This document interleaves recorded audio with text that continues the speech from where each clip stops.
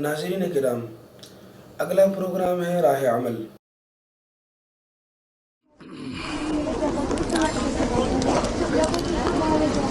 الحمد لله وكفى وسلام على عباده الذين اصطفى، أما بعد، أعوذ بالله من الشيطان الرجيم، بسم الله الرحمن الرحيم، وما ربك بظلام للعبيد۔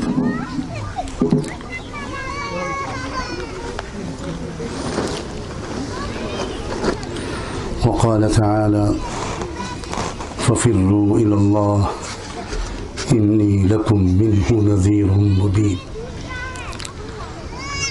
وقال صلى الله عليه وآله وسلم: ذاق طعم الإيمان من رضي بالله ربا وبالإسلام دينا وبمحمد صلى الله عليه وآله وسلم نبيا ورسولا۔ سبحان ربك رب العزة عما يصفون وسلام على المرسلين والحمد لله رب العالمين۔ اللهم صل على سيدنا محمد وعلى آل سيدنا محمد وبارك وسلم۔ اللهم صل على سيدنا محمد وعلى آل سيدنا محمد وبارك وسلم۔ اللهم صل على سيدنا محمد وعلى آل سيدنا محمد وبارك وسلم۔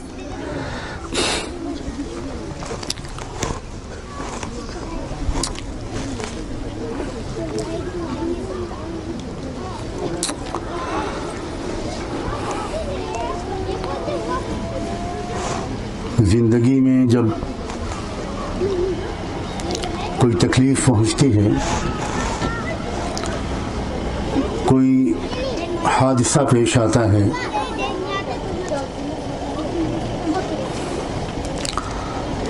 تو یہ موقع ایک بہت ہی قیمتی موقع ہوتا ہے۔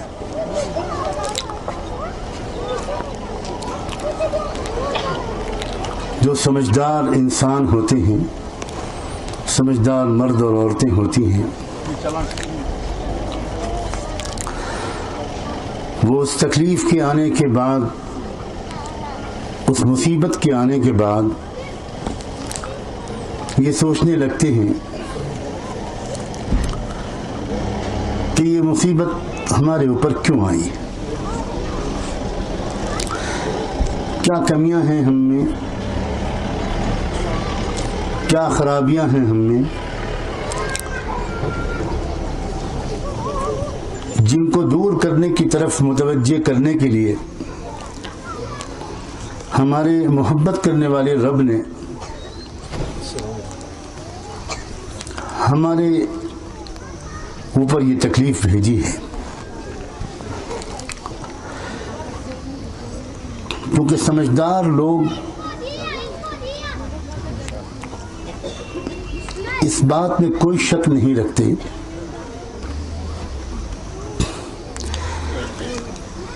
کہ مصیبت بھی کسی کے بھیجنے سے آئی ہے اور تکلیف بھی کسی کے بھیجنے سے آتی ہے۔ سمجھدار مرد اور سمجھدار عورتیں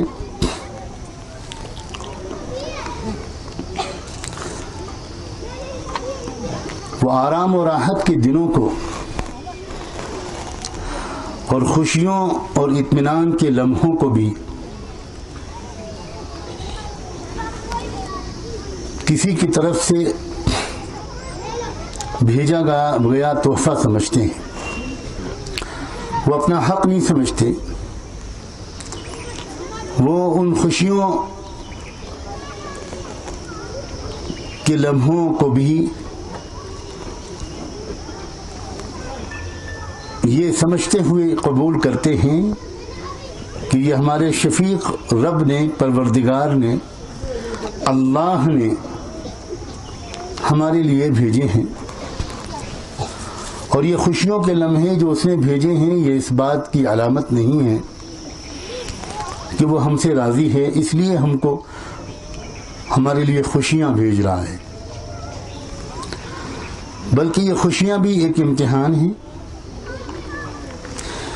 اس لیے سمجھدار لوگ خوشیوں کے لمحوں کو بھی بہت احتیاط کے ساتھ گزارتے ہیں، وہ خوشیاں مناتے ہیں اور اپنے اللہ کا دل سے شکر ادا کرتے ہیں۔ وہ خوشیوں کے ان لمحوں میں اللہ تعالیٰ کو نہیں بھولتے، بڑے بول نہیں بولتے، غرور اور تکبر اور گھمنڈ کے شبہوں سے بھی بچتے ہیں، وہ غریبوں کا دل نہیں دکھاتے،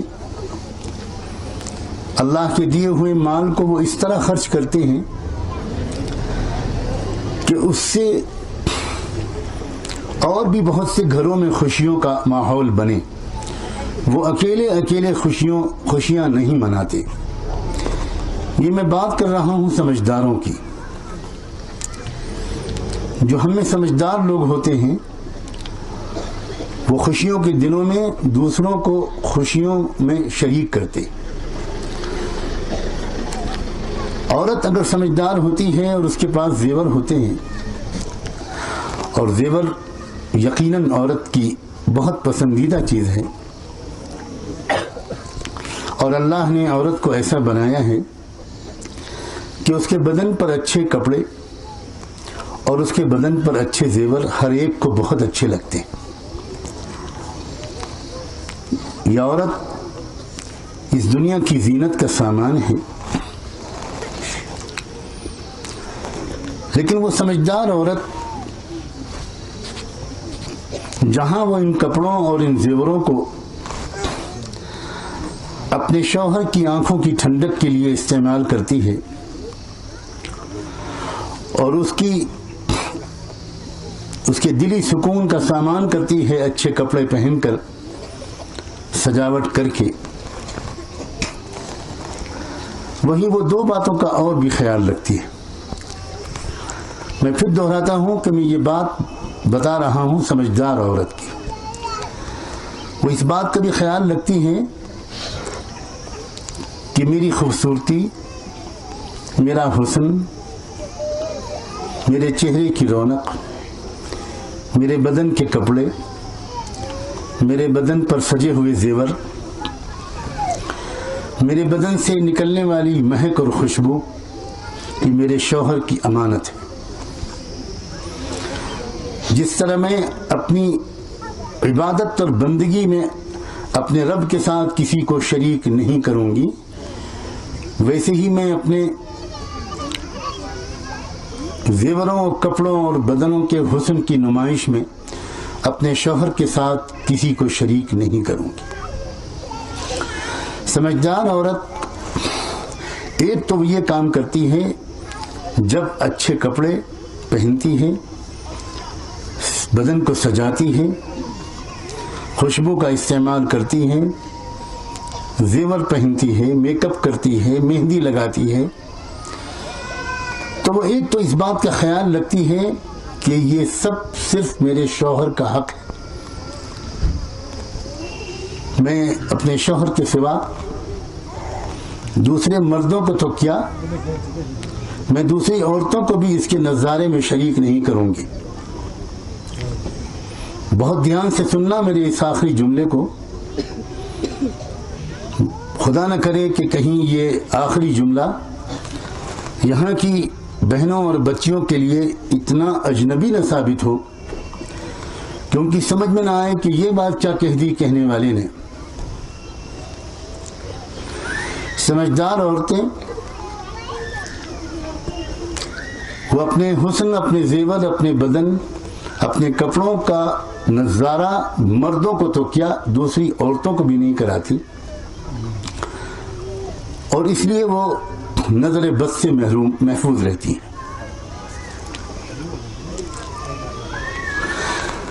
دوسرا ایک کام سمجھدار عورت یہ بھی کرتی ہے، جب وہ اچھے کپڑے استعمال کرتی ہے، زیور سے اپنے بدن کو سجاتی ہے، کہ وہ اس بات کا بہت خیال رکھتی ہے کہ میری ہزاروں بہنیں اور شاید لاکھوں بہنیں اور ہزاروں اور لاکھوں بچیاں وہ اچھے کپڑے ان کے پاس نہیں ہیں، یہ زیور ان کے پاس نہیں ہیں، میرے بیڈ روم کا فرنیچر ان کے کمرے میں نہیں ہے، اس لیے وہ ان نعمتوں کو استعمال کرتے وقت اپنی غریب بہنوں اور بچیوں کا ضرور خیال رکھتی ہے، اور وہ پھر بار بار اپنے شوہر کو یاد دلاتی ہے کہ دیکھیے سال پورا ہو رہا ہے، آپ ذرا کسی اچھے متقی عالم سے مسئلہ پوچھ لیجئے، میرے پاس اتنے زیور ہیں اور میرے پاس اتنے پیسے ہیں، مجھ پر زکوٰۃ کتنی واجب ہے۔ بار بار اپنے شوہر کو یاد دلاتی ہے کہ پلیز آپ ذرا ایسا نہ ہو کہ سال گزر جائے اور میری زکوٰۃ نہ نکل پائے، میں اللہ کی پکڑ سے بہت ڈر رہی ہوں، آپ ذرا میری زکوٰۃ نکلوا دیجئے، کسی سے مسئلہ معلوم کر کے مجھے بتا دیجئے۔ سمجھدار عورت ایسی ہوتی ہے۔ یہ میں نے مختصراً تذکرہ کیا ہے خوشیوں کے دنوں میں سمجھدار عورت کا رویہ، اور جب مصیبت آتی ہے زندگی میں، خوشیاں اور مصیبتیں دونوں آتی ہیں، جیسے دن اور رات ضرور آتے ہیں، موسم بھی بدلتے ہیں، انسان کی زندگی کے مرحلے بھی بدلتے ہیں، بچپن، نوجوانی، جوانی، بڑھاپا اور موت، اسی طرح انسان کی زندگی کے حالات بھی بدلتے ہیں، خوشیاں بھی آتی ہیں اور مصیبتیں بھی آتی ہیں۔ مصیبتیں کبھی گھر کے ایک فرد پر آتی ہے، کبھی گھر کے کئی افراد پر آتی ہیں، اور کبھی پورے شہر اور پوری قوم اور پورے علاقے پر بھی آ سکتی ہیں۔ تو جو سمجھدار لوگ ہوتے ہیں، یہاں تو کہ میں اپنی بہنوں سے اور بچیوں سے بات کر رہا ہوں، اس لیے میں خاص طور پر یہاں پر سمجھدار عورت کا تذکرہ کر رہا ہوں۔ جب سمجھدار عورت کے گھر میں، اس کے خاندان میں، اس کی ذات پر یا اس کے شہر میں، اس کے علاقے میں کوئی مصیبت آتی ہے، تو سمجھدار عورت فوراً متوجہ ہوتی ہے اس کی طرف کہ ہم لوگوں سے کیا غلطیاں ہوئی ہیں جن کی وجہ سے ہمارے پیارے رب نے ہمیں سمجھانے کے لیے تھوڑی سخت زبان استعمال کر دی۔ بہت سی مصیبتیں اللہ تعالیٰ اس لیے بھیجتا ہے کہ شاید اس تھوڑی سی سخت قسم کی خوراک کے بعد میرے بندے اور بندیاں ذرا سنبھل جائیں۔ آپ مائیں ہیں، آپ بھی تو اپنے بچوں کے ساتھ کچھ سختیاں کرتی ہیں، آپ بھی تو کبھی ان کو ڈانٹتی ہیں، آپ بھی تو کبھی ان کے اوپر ہاتھ اٹھا لیتی ہیں، آپ بھی تو کبھی ان کی کسی فرمائش کو پورا نہیں کرتی۔ وہ نادان بچہ تو اس وقت یہ سمجھتا ہے کہ میری ماں بہت ظالم ہے، وہ نہیں جانتا آپ کی محبت اور شفقت اور پیار کو، لیکن آپ پھر بھی اس محبت کی وجہ سے سختی کرتی ہیں۔ اور ایک بات میری بچیوں اور میری بہنوں بہت دھیان سے سننا، جس کو انسان اپنا سمجھتا ہے اسی پر سختی کرتا ہے۔ آپ اپنے محلے کے کھیلنے والے دوسرے بچوں پر سختی نہیں کرتی، آپ کی کالونی اور آپ کی محلے کے بچے ہوم ورک نہ کریں تو آپ ان پر سختی نہیں کرتی، آپ کے محلے کے بچے اگر امتحان میں اچھے مارکس نہ لائیں تو آپ ان پر سختی نہیں کرتی، مگر آپ کا خود اپنا بچہ اگر وہ ہوم ورک نہ کرے تو آپ اس پر سختی کرتی ہیں، اور یہ اس محبت کا نتیجہ ہوتا ہے جو آپ کو اپنے جگر کے ٹکڑے سے ہے۔ اسی لیے اس دنیا میں وہ شفیق پروردگار زیادہ تر جو سختیاں کرتا ہے، اور وہ کبھی کبھی کرتا ہے، وہ بھی اپنوں پر کرتا ہے، وہ ان بندوں اور بندیوں پر کرتا ہے جن کو وہ اپنا سمجھتا ہے. باقی دنیا میں جو کلمہ بھی نہیں پڑھتے، جو نہیں جانتے نہ ان کو، نہ رحمت دو عالم صلی اللہ علیہ وآلہ وسلم کو، نہ قرآن کو، نہ آخرت کو، نہ مکے کو، نہ مدینے کو، ان کو دنیا میں بہت عیش کرنے دیتا ہے وہ. لیکن بہرحال ان بندوں اور بندیوں کو جنہوں نے ابھی تک اس سے پوری طرح رشتہ توڑا نہیں ہے، اور جو اس کے اپنے کہلاتے ہیں، ان کے ساتھ چونکہ اس کو خصوصی محبت ہے، اس لیے کبھی کبھی وہ اس دنیاوی زندگی میں ان پر سختیاں کرتا ہے. اور وہ سختیاں بھی اس لیے کرتا ہے کہ شاید میرے بندے اور بندیاں اس سختی کے بعد ہی واپس آ جائیں. لولا اذ جاءہم بأسنا فضرعوا. کتنی جگہ قرآن مجید میں اللہ تعالیٰ نے اشارہ فرمایا ہے کہ ہم جو پکڑ کرتے ہیں وہ اس لیے بھی کرتے ہیں کہ شاید اسی کے نتیجے میں یہ لوگ اپنی غلطیوں کا جائزہ لے کر ان کو دور کرنے لگ جائیں. جو ناسمجھ لوگ ہوتے ہیں، مرد ہوں یا عورتیں، ان کا رویہ دونوں حالتوں میں بالکل الٹا ہوتا ہے. وہ جب خوشیوں کے دن میں ہوتے ہیں، خوشحالیوں کے دن میں ہوتے ہیں، تو بڑے بولتے ہیں، اتراتے ہیں، قہقہے لگاتے ہیں، جشن مناتے ہیں، فضول خرچیاں کرتے ہیں، شادیوں میں بہت پیسہ پھونکتے ہیں.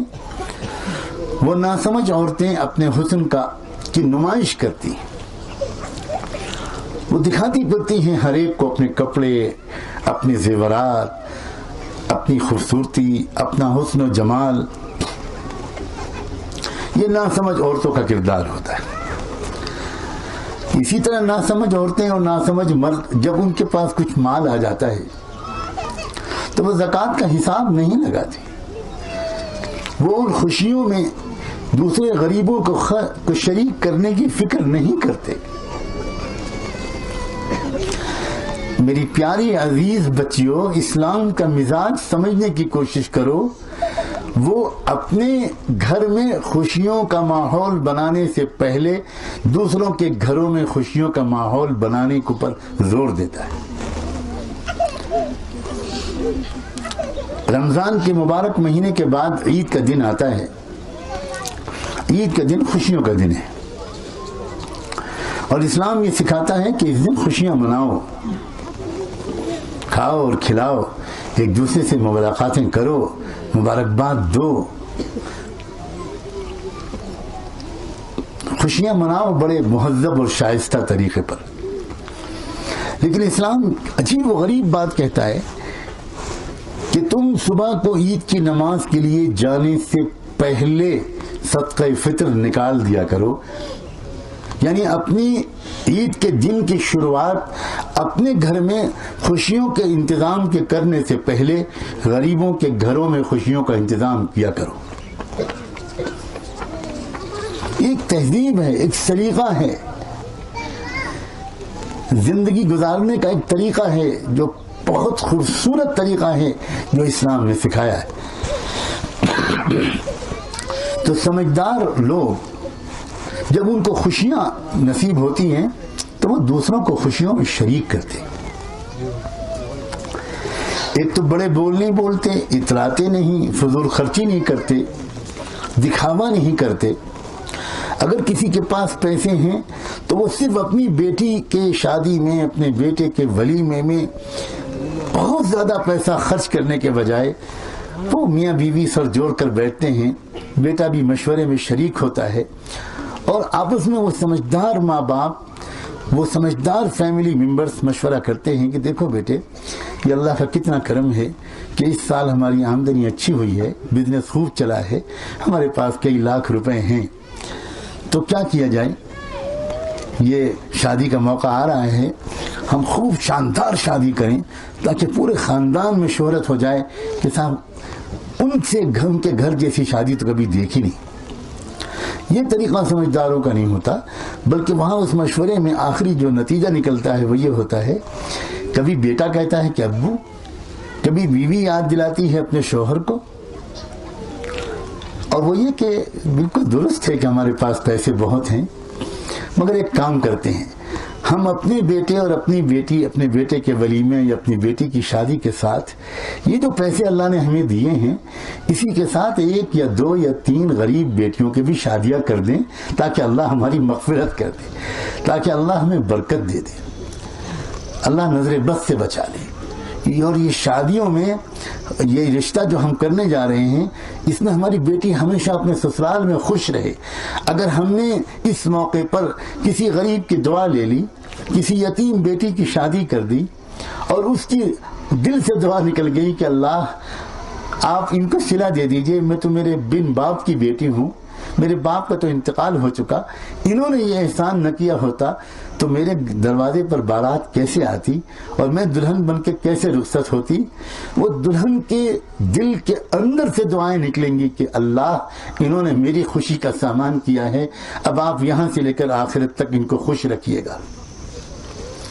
سمجھدار لوگ اپنے پیسوں کا اس طرح استعمال کرتے ہیں، اور سمجھدار لوگوں پر جب مصیبت آتی، جب تکلیف آتی،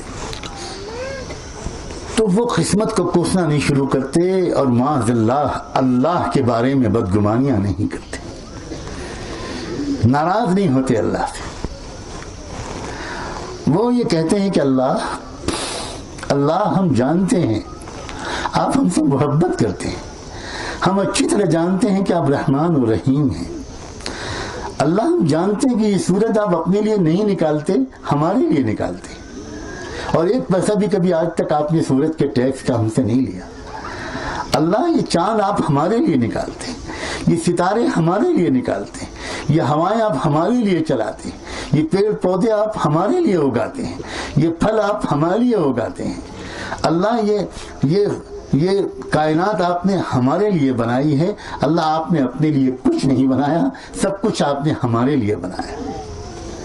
اللہ ہم جانتے ہیں کہ آپ ہم سے بے حد پیار کرتے ہیں، مگر اس کے باوجود یہ جو آپ نے ایک مصیبت بھیجی ہے، اللہ ہم سمجھنا چاہتے ہیں یقیناً یہ بھی آپ کے پیار کا ظہور ہے، یہ بھی آپ کی محبت کے ظہور کا ایک رنگ ہے. اور اس کی وجہ یہ ہے کہ ہم کو آپ کچھ بات سمجھانا چاہ رہے تھے، بہت دن سے آپ نے نرمی کے ساتھ کوشش کی اور کروائی کہ کسی طرح ہماری سمجھ میں آ جائے، مگر جب ہماری سمجھ میں نہیں آیا تو اللہ آپ نے ایک کوشش اور کر کے دیکھی ہے، اور اب ہم اس مرتبہ سمجھ گئے کہ اب ہم آپ سے توبہ کرنا چاہتے ہیں، معافی مانگنا چاہتے ہیں. ہم اپنے آپ کو بدل کے رہیں گے، ڈھونڈیں گے اپنے اندر ایک ایک کمی کو اور اس کو دور کریں گے. اللہ ہم کو ایک موقع دے دیجیے. سمجھدار لوگوں کا، سمجھدار مردوں اور عورتوں کا مصیبت میں آنے کے بعد بھی بعد یہ حال ہوتا ہے، بڑی امید کے ساتھ ہی عاجز اس لیے حاضر ہوا ہے کہ یہاں کے ہمارے اکابر علماء، یہ میرے دائیں بائیں جو بیٹھے ہیں یہ حضرات، جس طرح دن رات محنت کر رہے ہیں، مجالس توبہ منعقد کر کر کے اور خدمت کر کر کے، ریلیف کا سامان پہنچا کر، کس طرح ان علماء نے اور دوسرے حضرات نے زبردست محنت کی ہے. اللہ نے سب کے اعمال نامے میں لکھ لیا، یہ نیکیاں سب کے اعمال نامے میں درج ہو گئی. آپ خوش نصیب ہیں کہ آپ ایسے نوجوانوں کی بہنیں اور مائیں ہیں. مجھے بار بار یہاں یہ بات بتائی گئی کہ یہاں کے نوجوانوں نے اس موقع پر خدمت کا جو کام کیا ہے بس ریکارڈ توڑ دیا، مثال قائم کر دی، کس طرح اپنے آپ کو خطرے میں ڈال کر اللہ کے بندوں اور بندیوں کو ڈوبنے سے بچایا ہے. اصل محنت تو ان حضرات کی ہے. یہ آج تو صرف ایک انگلی میں لہو لگا کر شہیدوں میں شامل ہونے کے لیے آیا ہے. کاش کہ اس کے پاس اتنا وقت ہوتا کہ آپ میں سے ایک ایک کے گھر جاتا، اور یہاں جو مصیبت زدہ اپنے لوگ ہیں جن کے مکان گر گئے، جو گھر سے بے گھر ہو گئے اور کتنی بڑی تعداد میں، کل مجھے یہ حضرات لے کر ادھر ادھر گئے، اللہ اکبر، کیسا سامان، کیسا عبرت کا منظر تھا جو کل دیکھا ہے اور ابھی تو بہت کم دیکھا ہے.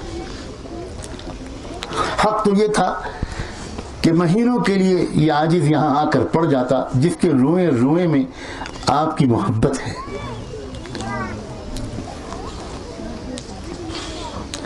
اور پڑھ کر میں ایک ایک کے پاس جاتا, ایک ایک کے پاس الگ الگ جاتا, سب کو تلاش کرتا, سب کے پاس جاتا, تسلی کے 2 بول بولتا, خدمت کرنے والوں کی پیشانیوں کو چومتا, پریشان حالوں سے دعا کی درخواست کراتا کہ تم اس وقت پریشان ہو, تمہارا دل ٹوٹا ہوا ہے, تم اس وقت گھر سے بے گھر ہو. اللہ اکبر. وہ لوگ جو بڑے شاندار مکانوں میں رہتے تھے, ہائے میرے وہ پیارے بھائی آج خیموں میں رہنے پر مجبور ہیں, ٹینٹ پہ رہنے پر مجبور ہیں. وہ مکانات جن میں 6-6, 7-7 ٹوائلٹ باتھ روم ہوا کرتے تھے, ان مکانوں میں رہنے والی عورتیں ہاتھ جوڑ کر یہاں کے لوگوں سے کہہ رہی ہیں ہمیں کچھ مت دو, ایک باتھ روم تو دے دو, ہم کہاں جائیں اپنی ضرورت سے فارغ ہونے کے لیے. اللہ اکبر, اللہ اکبر. اللہ ہم میں سے جس کی غلطی پر آپ کو یہ غصہ آیا ہو, اللہ معاف کر دیجیے, معاف کر دیجیے, معاف کر دیجیے, اللہ معاف کر دیجیے, معاف کر دیجیے, معاف کر دیجیے. اللہ یہ بہت پیارے لوگ ہیں, اللہ معاف کر دیجیے, معاف کر دیجیے. اللہ ہم آپ سے ناراض نہیں ہیں, اللہ ہم آپ سے ناراض نہیں, اللہ بالکل ناراض نہیں. اور کسی ایک بندے کے دل میں بھی اللہ اتنا تو کرم کر دے کہ اپنے سے ناراض ہونے کے جذبے کو داخل مت ہونے دے. مکان تو گرا تھا, دکان تو گئی, اب کیا ایمان بھی جائے گا؟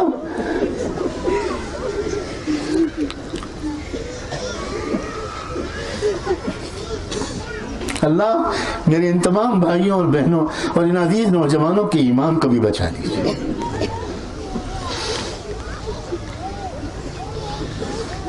اے میری پیاری بہنوں, اے عزیز بچیوں, پاک دامن بچیوں, گناہوں سے بچنے کی کوشش کرنے والی بچیوں, میں جانتا ہوں تم بہت سخت امتحان میں ہو, میں جانتا ہوں تمہارے چاروں طرف گندگی کا ماحول ہے, میں جانتا ہوں کہ کالجوں میں جانا مشکل ہے, میں جانتا ہوں کہ موبائل تمہارے ہاتھ میں ہے اور تم نوجوان ہو, کبھی نہ کبھی انگلی پھسلتی ہے اور موبائل کے غلط استعمال ہو جاتا ہے. میں جانتا ہوں کہ تمہارے پاس انٹرنیٹ کا کنیکشن ہے اور انٹرنیٹ پر کیا کچھ موجود ہے تم مجھ سے زیادہ جانتی ہو, اور میں jانتا ہوں کہ اس عمر کی نزاکتیں ہوتی ہیں. میری عزیز بچیوں, میں تمہیں ملامت کرنے نہیں آیا, میں بالکل ملامت کرنے نہیں آیا. جو بچیاں بے پردہ پھرتی ہیں میں ان کو بھی ملامت کرنے نہیں آیا, وہ بھی ہماری جگر کے ٹکڑے ہیں, وہ بھی ہمارے جگر کے ٹکڑے. ان کی عزت ہماری عزت ہے, ان کی ذلت ہماری ذلت ہے. اگر ان کو سزا ملے گی تو پوری امت کا دل ٹوٹے گا, اور امت سے زیادہ امت کے آقا سرور کائنات کا دل دکھے گا.